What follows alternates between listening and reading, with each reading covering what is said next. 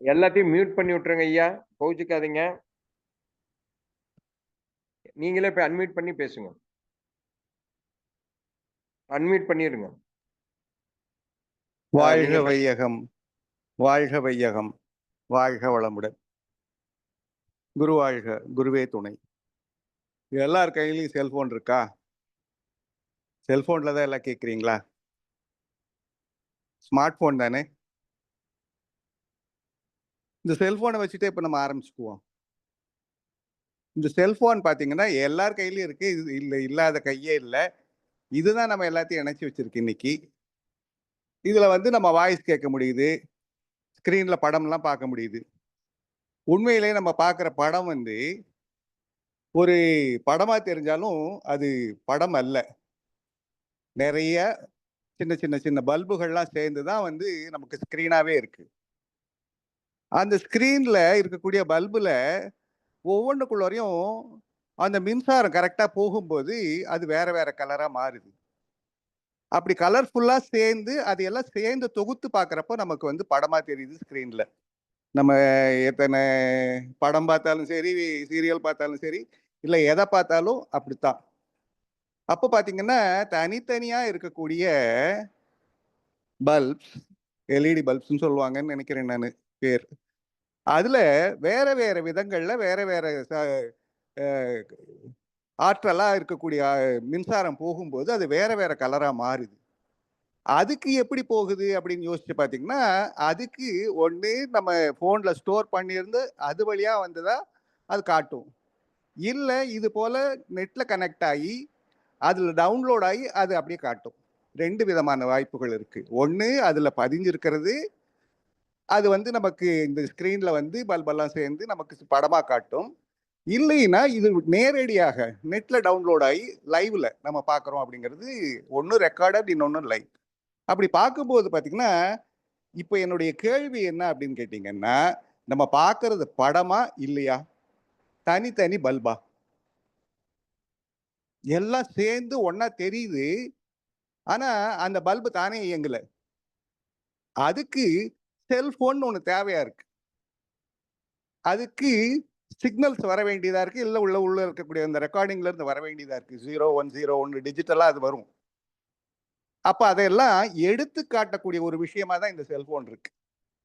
அந்த செல்போன் அப்படி எங்க மண்ணா இல்லையே. அதுக்கு வந்து நம்ம பேட்டரி வச்சு அதுல வந்து சார்ஜ் போட வேண்டியதா இருக்கு.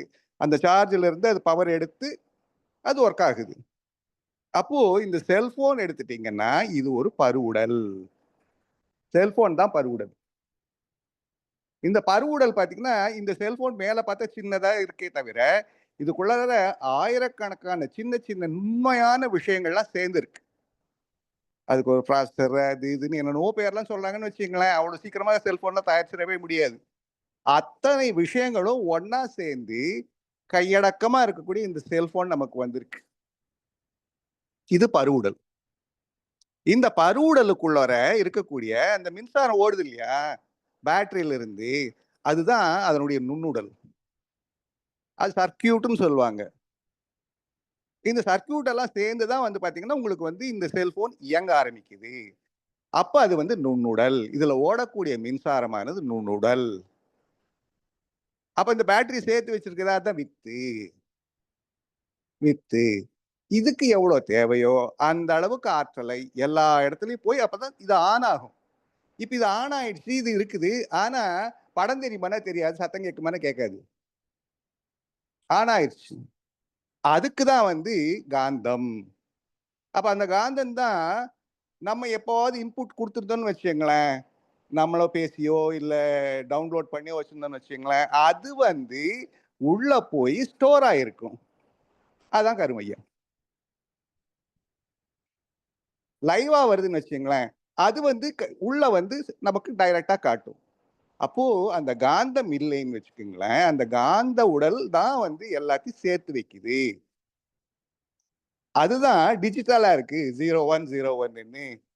அது எல்லாம் வாங்கி காந்தத்தன்மைக்கு ஏற்ப உள்ள இருக்கக்கூடிய மின்சாரத்தை இயக்கி அதுக்கு ஸ்கிரீனுக்கு வந்து படமாவும் சத்தமாவும் காட்டுது.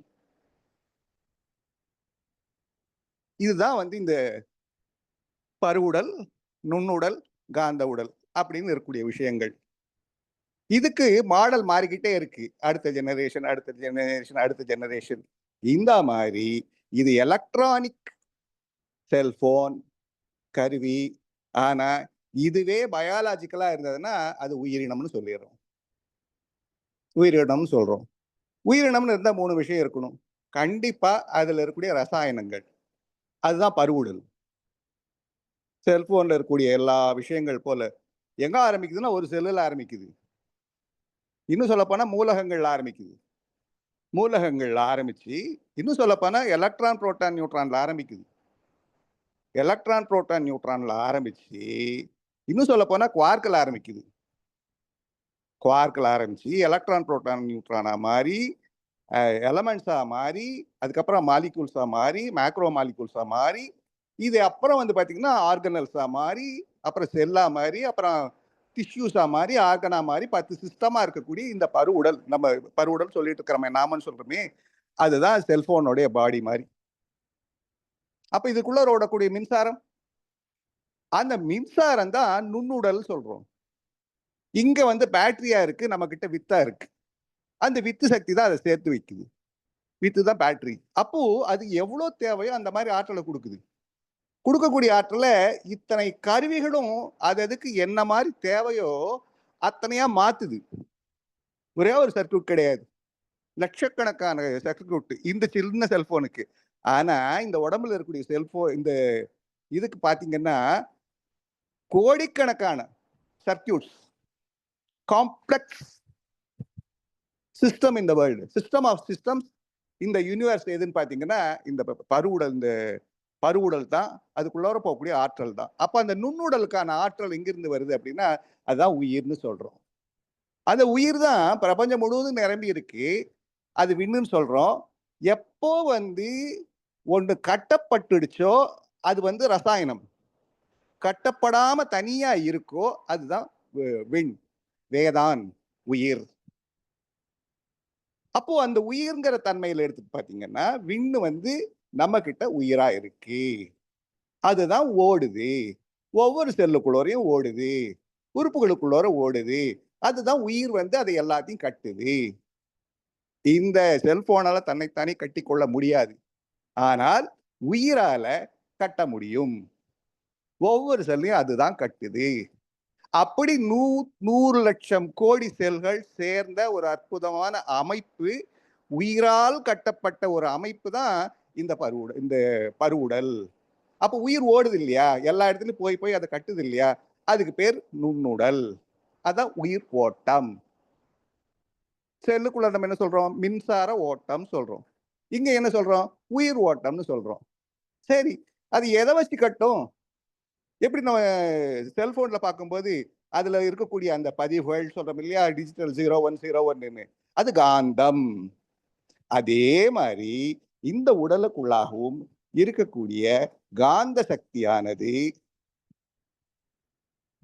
உயிர் சக்தியை இயக்கி உடலை கட்டி நடத்துது.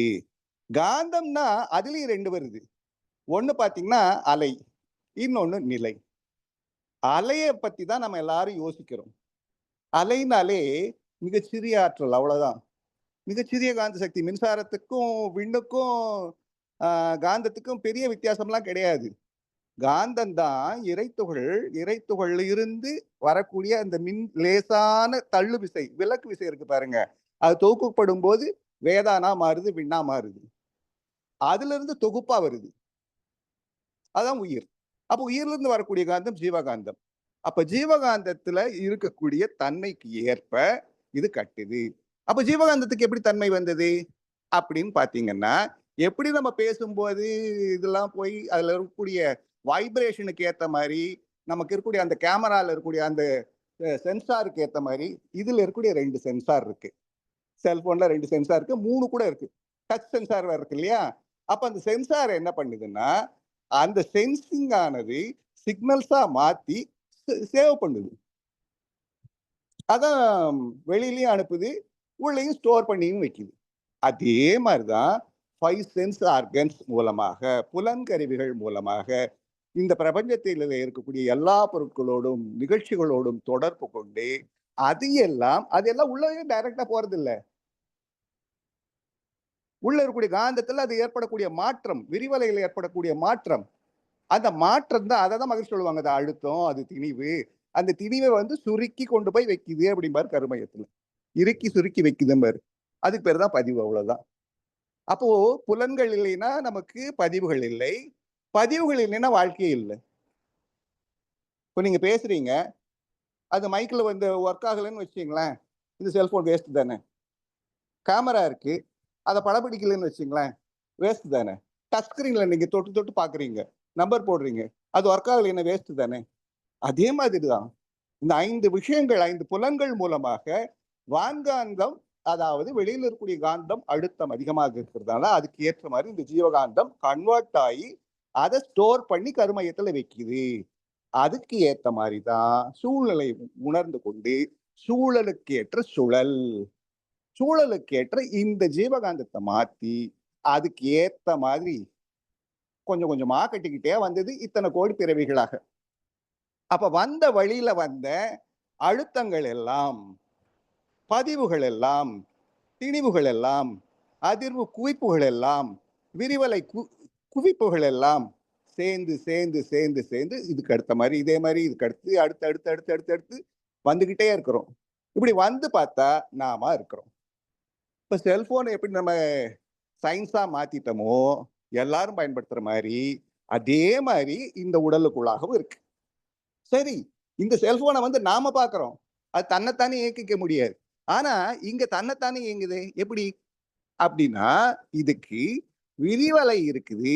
ஆனா அதுக்கு அடிப்படையா இருக்கக்கூடிய இறைநிலை, சுத்தவெளி, தெய்வம், கடவுள், இயற்கை அப்படின்னு சொல்றோம் பாருங்க, அதுதான் உயிர் மையத்தில் இருக்கு. அந்த உயிருக்கு வெளியில வந்து காந்தமா இருக்கு. அப்ப உயிரின் படர்க்கு நிலை மனம், உயிருக்குள்ள இருக்கிறது அறிவு. அறிவு உயிரின் வழியாக படர்க்கு நிலை எய்தி காந்தமாக மனமாக உடலை கட்டுகிறது. உடல் வேறு மனம் வேறான இல்லவே இல்லை, ரெண்டும் ஒண்ணுதான். வெளியில தெரிஞ்சா உடல், தெரியலைன்னா அதுக்கு பேர் மனம். ஆனா அது எதோட படர்க்கு நிலை? உயிரின் படர்க்கு நிலை. உயிருக்கு மையத்தில் யார் இருக்கிறா? இறைநிலை தான் இருக்கு. அப்ப இறைநிலை தான் அறிவாக இருந்து கொண்டு கான்சியஸ்னஸ் சுத்த வெளியாக இருந்துகிட்டு இருக்கு. அதுதான் என்ன பண்ணுது? சுழலுது, உயிராகவும் சுழலுது. அதுதான் லேசாக படர்ந்து படர்ந்து படர்ந்து காந்தமா தள்ளு விசையாக மாறுது. புஷ் புல் அப்படிங்கிற விதத்துல விசையாக மாறுகிறது. அந்த விசை கொண்ட திசைகள்னால தான் இத்தனை விதமாக மாறி மாறி மாறி மாறி நமக்கு இயங்குது. அப்ப யோசிச்சு பாருங்க, யார் நடத்துறா? உள்ள இருக்கக்கூடிய இறைநிலை மட்டும்தானே. அதான் ஃபவுண்டேஷன். அசைவற்ற நிலையில அறிவாக, அரூப நிலையில அறிவாக, அரூப நிலையில சிவமாக, எல்லையற்ற பரவெளியாக இருக்கக்கூடிய ஒன்றுதான் எல்லைக்குட்பட்டு இறை துகளாகும் போது அந்த இறை துகள் அதை உருண்டுது. உருண்டா உருவம் வருது. அதுக்கு முன்னாடி அது அரூபம் சமநிலையில இருக்கு. எங்க திணிவு பெற்றதோ அந்த திணிவுக்கு ஏற்ற மாதிரி உருளுது. அதாவது அது சக்தின்னு சொல்லிக்கலாம்னு வச்சுங்களேன். சிவம் சக்திக்கு இடம் கொடுத்தது. இடம் கொடுத்து சொல்லுவாங்க இல்லையா? அப்போ சிவம் சக்திக்கு இடம் கொடுத்தது. சக்தியோ சிவத்தை உள்ளே வைத்துக் கொண்டு வலம் வந்தது. சுத்துதுங்க இல்லையா? அப்ப அந்த சுழலலை, அதுக்கு பேர் தான் இறைத்துகள். அந்த இறைத்துகளுக்கு மையப்பகுதியில் சிவமே தான் இருக்கு. அதுக்கு பேர் அறிவு. அது வெளியில தொடர்பு வருது இல்லையா? அப்ப வெளியில வரும்போது அது விரிவலை. இல்லைன்னா இன்னொரு விரிவலை மட்டும் இல்லைன்னு வச்சுங்களேன், எல்லா இறைத்துகளும் ஒன்னோட ஒண்ணு மோதி காணா போயிருக்கும். அப்ப ஏன் மோதல? அதுல அலை வருது. என்ன அலை? விரிவலை தள்ளி நிறுத்துது. சுத்தவெளி நொறுங்கி துகளாக மாறிடுச்சு அப்படின்னு வச்சுக்குவோமே. துகளாக மாறி இருந்தா அப்ப சூழ்ந்தடுத்துறது எது? அப்ப எதுல இந்த இறை துகள் இருக்கு? துகளா மாறிடுச்சு அப்படின்னு சொன்னா அப்ப அது இல்ல தானே. இப்போ கண்ணாடியை நீங்க உடைச்சீங்கன்னா கண்ணாடி தூளா மாறிச்சுன்னா அந்த இடத்துல கண்ணாடி இல்லை தானே. அப்படி எடுக்கவே கூடாது. ஒண்ணே ஒண்ணுதான் அதனுடைய இயங்கும் பகுதியாகிய சுழல் அலை. அப்படி எடுத்துக்கிட்டீங்கன்னு வச்சுங்க, அதை விட்டு அது பிரியவே பிரியலன்னு தெரிஞ்சுக்கும். கடலை விட்டு அலை பிரிவதே இல்லை, கடவுளை விட்டு அலை பிரிவதே இல்லை. அந்த அலைக்கு பேரு உயிர், அப்புறம் மனம், அவ்வளவுதான். அப்ப யோசிச்சு பாருங்களேன், எல்லாம் வல்ல இறைநிலை நமக்குள்ளாக இருந்து கொண்டே இருக்கிறது. அதுதான் பிரபஞ்சம் முழுவதும் இருக்கிறது. அதுதான் பிரபஞ்சத்தை தாண்டி இருக்கிறது. எல்லையில்லாத இறைநிலையிலே அதற்குள்ளாக அடங்கிய பிரபஞ்சம், அதற்கு உள்ளடங்கிய உலகம், அதற்கு உள்ளடங்கிய உயிர்கள், அதற்கு உள்ளடங்கிய இருக்கக்கூடிய நான், எனக்குள்ளாக அறிவு. அந்த அறிவு உயிராக சுழன்று படர்க்கை நிலையும் போது மனம். அதே மனதை மீண்டும் விரித்து உடல் முழுவதும் இயக்கி புலன்கள் மூலமாக வெளிப்படர்ந்து மீண்டும் வான்காந்தத்துல, வான்காந்தம் நம்ம உடம்புல தொட்டிக்கிட்டு இருக்கா, அது கடைசி பகுதி பாத்தீங்கன்னா பிரபஞ்சத்தோட முடிவுல இருக்கு. அப்ப வான்காந்தமாக விரிந்து அதுக்கு மேல பார்த்தீங்கன்னா சுத்த வழியா இருக்கு. அங்க சுத்த வழியா இருக்கிறது, இங்க எனக்குள்ள ஒரு அறிவா இருக்கிறது. இங்கு அறிவா இருக்குது, அங்க சுத்த வழியா இருக்கு. இங்கேயும் உயிர் மையத்துல சுத்த வழியாகத்தான் இருக்கிறது. அங்க போனாதான் அதை பார்க்க முடியும் அப்படின்னு இல்லை. அதுதான் தன்மாற்றம் அடைந்து இன்று இப்போது இங்கே நானாக இருக்கிறது. தன்மாற்ற சரித்திரத்தை உணரும் போது தான்மாறா சத்தியத்தையும் சேர்த்தே உணர வேண்டும். அலையை பத்தி எல்லாரும் பேசுறோம். அலையுடைய இயக்கம் தான் எல்லாமே, ஏன்னா விரிவலை தான். அது எல்லாம் தெரியுது, பிரபஞ்சம் எல்லாம் இயக்கம் எல்லாம் சயின்ஸ் பூரா அதைத்தான் சொல்லுது. ஆனா இதுக்கு அடிப்படையாக இருக்கக்கூடிய நிலை பொருள், மெய்ப்பொருள், மாறவே மாறாத மெய்ப்பொருள், அதுதான் அறிவாக இருக்கிறது. விண்மைய பகுதி இறை அறிவாம், அதுவே நான். இணைமறவா சாந்தவாள் வழித்தோய் அப்படிதான் சொல்றாங்க. அப்ப எனை எனை எனை அப்படிங்கிறது நான் என்பது அறிவு, சுத்தவெளி, தெய்வம், மெய்ப்பொருள், அரூப சக்தி, அதுதான் அருள் பேராற்றல். உருவத்துக்குள்ள ஒரு அருவம் நிறைந்து இருக்கிறது. உருவத்துக்கு எல்லை உண்டு, அரூபத்துக்கு எல்லை இல்லை. எல்லை இல்லாத சுத்தவெளி என்றும் எப்போதும் எங்கும் நிலையானது, அது முழுமையானது. ஒருபோதும் அது பின்னப்பட முடியாது. அரூபத்தை எப்படி பின்னப்படுத்த முடியும்? அதில் தோன்றக்கூடிய அலை, அதனுடைய பகுதி இயக்கம், part of the whole is particle. அது ரெண்டு விதமா இயங்குது. அசைவுதான், அசையாதது இப்ப அசையுது. எப்படி அசையுது? ஒண்ணு சுழன்று அசையுது. அது ஏன் சுழன்று அசையுது? திணிவு பெற்ற ஆற்றல் அதை சமனாக்கும் போது சுழல் அலையாக வந்து விடுகிறது. அப்ப அதிலிருந்து வரக்கூடிய லேசான ஆற்றல் விரிவலையாக காந்தமாக இருக்கிறது. அப்ப அறிவு, உயிர், மனம், ஆ உ ம, இத ஓம்னு சொல்றோம். இந்த மூணையும் ஒன்றிலிருந்து ஒன்று பிரிக்கவே முடியாது. அப்ப அந்த காந்தம் தான் இந்த உடலை இயக்கி கொண்டிருக்கிறது. இது நம்ம உடலை பாத்தீங்கன்னா, நம்ம பிறந்ததுல இருந்து பிறவின்னு சொல்லிட்டு இருக்கிறோம். உண்மையிலேயே ஒவ்வொரு வினாடியும் நம் உடலிலே செல்கள் இறந்து கொண்டே இருக்கின்றன, புதிதாக பிறந்து கொண்டே இருக்கின்றன. அப்ப செல்கள் நிலையில இருந்தது எத்தனாவது பிறவி? ஒரு செல்ல இன்னொரு செல் அப்படியே உற்பத்தி பண்ணிக்கிட்டே இருக்குதானே. ரத்த செல், பிளட் செல் 120 நாட்கள், இப்படி ஒன்னொன்னுக்கு ஒரு கணக்கு இருக்குது. அது மாறிக்கிட்டே இருக்குது. எப்படி ஆத்துல தண்ணி வந்தா போயிட்டே இருக்கிற மாதிரி. அப்படி யோசிச்சு பாருங்களேன், எவ்வளவு ஒரு அற்புதமாக இந்த நடத்திக்கிட்டே இருக்கு. செல்லு அளவுல கணக்கு எடுத்துட்டு எத்தனை கோடி பிறவின்னு சொல்லவே முடியாது. தோல் உடல்ல இருக்கக்கூடிய எல்லா உறுப்புகளும் செல்களால் ஆனது. ஒவ்வொரு செல்லும் இறந்து கொண்டே இருக்கிறது, இறந்து கொண்டே இருக்கிறது.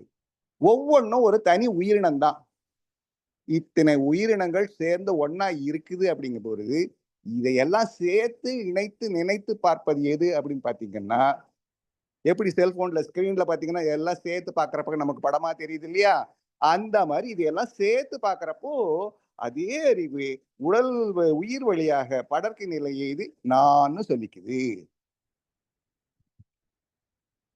இது அந்த கருமையத்திலிருந்து பதிவுகள் மேல வரும்போது மூளையில் இருக்கக்கூடிய வேற வேற வேற வேற நியூரான்கள்லாம் இணைக்கப்பட்டு நமக்கு எண்ணமாக தெரிகிறது. அந்த எண்ணம் மீண்டும் மீண்டும் மீண்டும் ஓடிய பாதையிலே ஓடும்போது அது பழக்கமாக மாறுகிறது. செயல் வேகம் கொள்ளும் போது உடல் செல்களை இயக்குகிறது. அப்ப அது செயலாக மாறுகிறது. அப்ப எண்ணம், சொல், செயல் இது எல்லாமே அவுட்புட். அந்த அவுட்புட் எங்கிருந்து வந்தது? இன்புட்டுக்கு ஏத்த மாதிரி வந்தது. இன்புட் அப்படியே அவுட்புட்டா வருதா? இந்த செல்போனே யோசிக்குது. ஆர்டிபிஷியல் இன்டெலிஜென்ஸ், நமக்கு யுனிவர்சல் இன்டெலிஜென்ஸ். அது எவ்வளவு அற்புதமா நம்ம இவ்வளவுலாம் தெரிஞ்சு பண்ணிட்டு இருக்கிறோமே, எந்த உயிரினமாவது யாராவது பாத்துக்கிறாங்கன்னு நினைக்குதா? அது தானா நடக்குது தானே. ஒரு சின்ன நுண்ணுயிர்ல இருந்து எத்தனை கோடி உயிரினங்கள் இருக்கின்றன. அது எல்லாமே சரியாதான் நடக்குது. யார் அதையெல்லாம் பாத்துக்கிறா? அதையெல்லாம் யார் பாத்துக்கிறாங்களோ அதே அவங்களே தானே இங்கேயும் பாத்துக்குவாங்க. அதே ஆற்றல் தானே இங்கேயும் பாத்துக்கும். நினைக்கலாம், நினைக்காம இருக்கலாம். இத்தனை 850 கோடி மக்கள் இருக்கிறாங்க. எல்லாரும் தெரிஞ்சிட்டு இருக்கிறாங்களா? இல்லவே இல்லையே. ஆனாலும் வாழ்ந்துட்டு தானே இருக்கிறாங்க. அதாவது அந்த சின்ன அந்த உள்ள உயிர்னு ஒண்ணு வந்துருச்சுன்னா அது கரெக்டா அதை எப்படி காப்பாத்துன்னு பாருங்க. சர்வைவல். எல்லா உயிரினத்துக்கும் எந்த உயிரினத்துக்கும் நோய் வந்த மாதிரி தெரியலையே, ஹாஸ்பிட்டல் போன மாதிரி தெரியலையே. எந்த உயிரினமா இருந்தாலும் அதனுடைய ஆயுள் காலம் வரைக்கும் முழுமையா வாழுது. எந்த உயிரினத்துக்கும் குழப்பமெல்லாம் இல்லையே. அப்ப எல்லா உயிரினங்களும் சிற்றறிவுன்னு சொல்லிட்டு இருக்கிறோம். ஆனாலும் அந்த உயிரினங்கள் எல்லாமே சரியாக முழுமையாக வாழ்க்கையை வாழுகின்றன, ஆனந்தமாக இருக்கின்றன. அப்படி இருக்கும்போது இந்த 6 அறிவு படைத்த மனிதன் மட்டும் ஏன் நோய்வாய்ப்படுகிறான்? ஆயுள் ஏன் குறைகிறது? தானும் துன்பமடைந்து ஏன் பிறரையும் துன்புறுத்துகிறான்? அப்படின்னு பாத்தீங்கன்னா இது எல்லாம் அந்த அறிவு விரிந்து போக முடியாம தானும் துன்பப்பட்டு பிறருக்கும் துன்பத்தை கொடுத்து பறித்து வாழக்கூடிய தன்மை சொல்றாங்க பாருங்க. விலங்குகள் அப்படி வாழ்றதே இல்லை. பசிச்சா மட்டும்தான் பண்ணும். ஆனா மனிதன் என்ன பண்றான்? இந்த உடலைத்தான் தான் என்று கருதி கொண்டு செயல்படுகிறான். அப்ப ஆட்டோனமஸ், அதாவது சொல்லுவாங்களே என்ன, ஹோமியோஸ்டாட்டஸ், அந்த மாதிரி சமநிலையை பாதிக்கக்கூடிய சமநிலையாக இருக்கக்கூடிய அந்த உடலானது தேவையில்லாத பதிவுகள் மூலமாக, பழக்க பதிவுகள் மூலமாக, தீய பதிவுகள் மூலமாக நோய், அப்புறம் பாத்தீங்கன்னா துன்பம், இப்படி எல்லாத்தையும் தானே உருவாக்கி கொண்டு கஷ்டப்படுறாங்க. இப்ப எப்படி இருக்கணும் மனிதன்? உள்ள இருக்கக்கூடிய மனம் மனம் மனம் மனம் மனம் உயிரின் அலை. அது உயிரின் அலை அல்ல, இறை அலை. இறை நிலை அறிவா இருக்குன்னா அது அறிவின் அலை. அப்ப அப்படிப்பட்ட அறிவின் அலை, இறை அலை நமக்குள்ளாக மனமாக இருக்குமானால் அதை பயன்படுத்தி எவ்வளவு அற்புதமா வாழ முடியும். அதனாலதான் நம்ம கலைக்கு பேரே மனவளக்கலை. மனவளக்கலையை பகிரும்போது வாழ்க வளமுடன் அப்படின்னு சொல்றதுக்கான காரணம் இதுதான். இதுதான் இந்த எலக்ட்ரானிக் செல்போனுக்கும் பயாலாஜிக்கல் செல்லாக இருக்கக்கூடிய மனிதனுக்கு உள்ள ஒரு வித்தியாசம். அறிந்து கொள்வோம், உணர்ந்து கொள்வோம், புரிந்து கொள்வோம், இறைநிலையோடு இணைந்திருப்போம். எங்கேயும் எப்போதும். வாழ்க வளமுடன், வாழ்க வளமுடன், வாழ்க வளமுடன். கேள்வி கேட்கறவங்க கேட்கலாம். இருங்க, எல்லாத்துக்கும் அன்மியூட் கொடுத்துறாங்க ஐயா.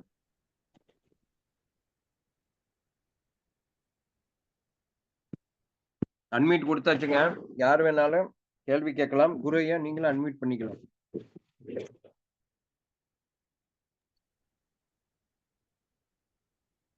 சரியா இருந்ததுங்களா? கரெக்டா இருந்ததுங்க ஐயா. இல்ல, இது எளிமையா புரிய வைக்கிறதுக்கு போதுமான்னு கேக்குறேங்க. இந்த மாதிரி அந்த கருத்துக்களை கொண்டு வந்து இந்த சயின்ஸ்ல சொல்றாங்கல்ல, எலக்ட்ரான் வந்து 2 சேர்ந்தது, 3 சேர்ந்தது, 6 சேர்ந்தது. அதுக்கெல்லாம் போகவே வேண்டாங்கய்யா. சாதாரணமா அவங்க என்ன பயன்படுத்துறாங்களோ அதை வச்சு சொல்லிடுவோம், அவ்வளவுதான். எப்படி பயன்படுத்துறாங்களோ அதை வச்சு சொல்லிக்குவோம்.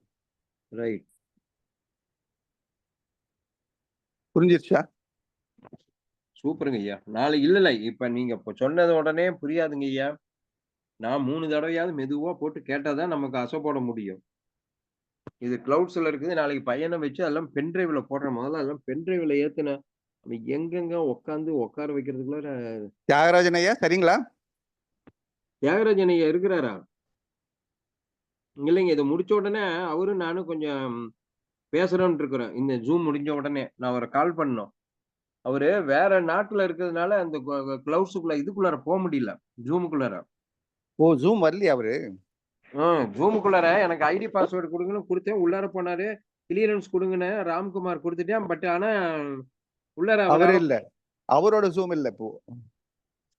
அவரு உள்ளார முடியல. நம்ம Zoom ஐடிக்குள்ளார அவரால ஆன் பண்ண முடியல. ம், ம், ம், ம். அது என்ன குறைன்னு தெரியல. இந்த இத முடிச்சுட்டு நான் அவர்கிட்ட பேசுறேன்னு இருக்கிறேன்.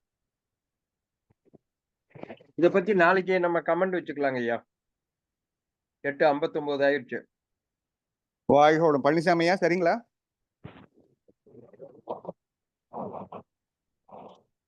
அடுத்தவங்க யாராவது இருந்தேன்னா சொல்லுங்க. ஐயா சொன்னா தானே வாழ்க தெரியும். வளமுடன்ங்கய்யா. வாழ்க வளமுடன். வாழ்க வளமுடன். நல்லா சூப்பருங்கய்யா. அது காந்தம் அது நான் ஒரு பாடல் சொல்றதுக்காகத்தான் வந்திருக்கேங்கய்யா. சொல்லுங்கம்மா வாழ்க சொல்லுங்க. நீங்க வளமுடன். சொன்னாதான் அது நிறைவா இருக்கும். காரணமும் சூக்குமமும் தூளமும் அறிய காரணமே ஆதியாம் தெய்வமாம். காரணத்தின் பின்னநிலை சக்தி உயிராகும். காரணமே உடல் மூலம் ஒழுங்கமைப்பாய் ஆற்றும். காரணமே உடல் மூலம் உடலில் மூலம் உயிர் வழியாக களிப்பு துன்பம் பேரின்பம் என ஆற்றும். காரணத்தில் தெய்வமாம் சூக்குமத்தில் உயிராய் காணும் உடல்களில் உணர்வாய் இருக்கின்றாய் நீ. அவ்வளவுதான். கரெக்ட்டுங்க. ரொம்ப அற்புதம். ஒரு பாடல்ல நீங்க எல்லாமே முடிச்சிட்டீங்க. அவ்வளவுதான். அதே நீங்க இந்த காந்தம் சொன்ன உடனே எனக்கு இந்த பாட்டு ஞாபகம் வந்ததுங்கய்யா. அப்படியே பாடல் அறிவியல் அரங்கத்துல போட்டு விடுங்கம்மா. சரிங்கம்மா சரிங்க.